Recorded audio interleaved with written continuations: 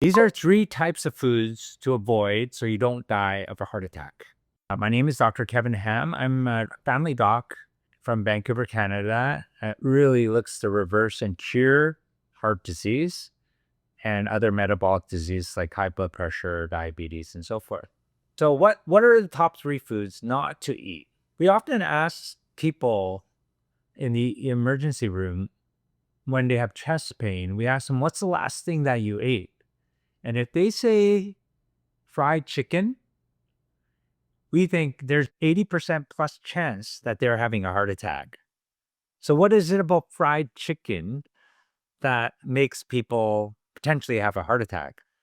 One of my friends, she was just 49 years old, and she's like, I'm eating healthy, but she had 2 or 3 major clogged vessels, and she was having a heart attack. She got a stent, and I asked her, what did you have before you had your heart attack? Basically, she had a lot of fries and a burger.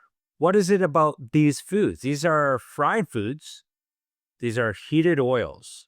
These heated oils are really bad. Why? When you heat oils, they oxidize. It's like, what's oxidation, right? It's like nails becoming rusty. That's oxidation.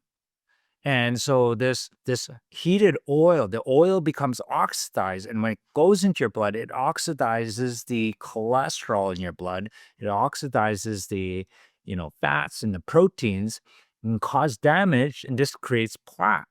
And over a long period of time, typically like 10 years plus, 20 years, 30 years, 40 years, people start to get buildup of that plaque in their blood vessels. And when it is around 70% or more, people start to get symptoms, shortness of breath, tiredness, sometimes chest pain, and then heart attacks, strokes. Those are the end events. So heated oils. 100 years ago, there were no heated vegetable oils. A company called Procter and Gamble that makes, the laundry detergent and your toothpaste, they invented Crisco, crystallized cottonseed oil. And then from that point on, all these vegetable oils that are heart healthy were introduced. People replaced the saturated fat like ghee and beef tallow. These saturated fats, they don't oxidize as much. Yeah, cholesterol's high, but the cholesterol's not oxidized as much. We know that fish oils are very sensitive to heat, and therefore you have to put them in the refrigerator, because if you heat fish oils, they extreme oxidation. So that's why you consume fish oils cold if they're like supplement typically. So this oxidation is very dangerous, but it takes decades. So it's a very slow, insidious process. The second group of foods that you should not eat, anything with a lot of added sugar. We call them refined sugar, right? It's not natural to the food. If you eat a fruit, naturally it has fructose, a kind of sugar. If you eat honey, it has natural sugar, fructose and glucose. But most of the time, a lot of foods, the cane sugar is added. Think about proteins and fats that have sugar on them. They call it glycation. So think about a juice that spills on your computer keyboard. What happens to your keys? They become really sticky. But this is happening in our bodies when we have too much sugar in our foods. Pop is high fructose corn syrup. It's different than fruit because fruit has fiber. Coca-Cola doesn't have any fiber. Refined sugar is the second big thing. And this is what they measure in diabetes. And you know that in diabetes, their blood vessels become problematic.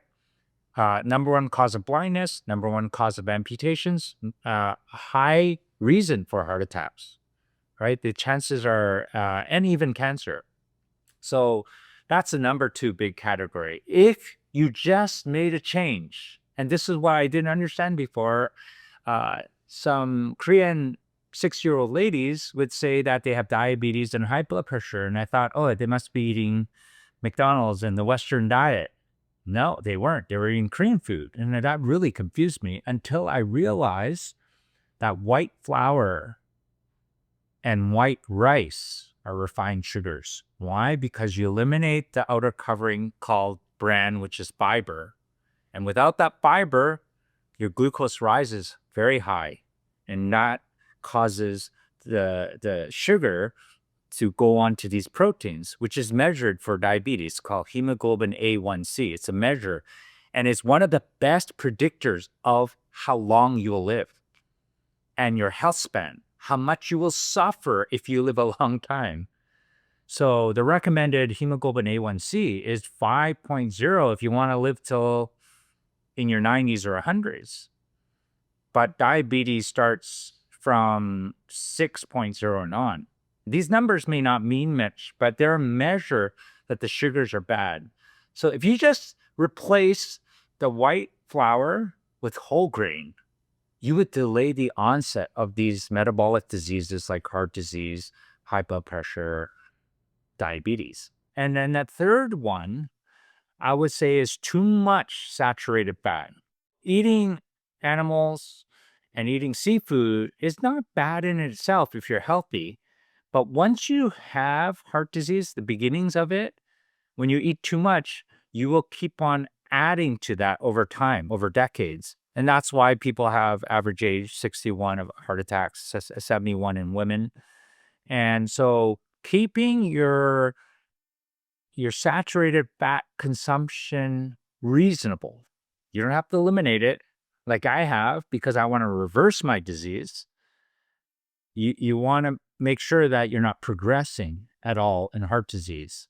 So that's my thing. Number one, no heated oils. Look at the ingredient list. Make sure they're in oils. Number two, don't add sugars to your food. And then number three is reduce saturated fats. 2 times a week, 3 times a week, whatever is right for you based on your age, whether you're growing or whether you're not growing.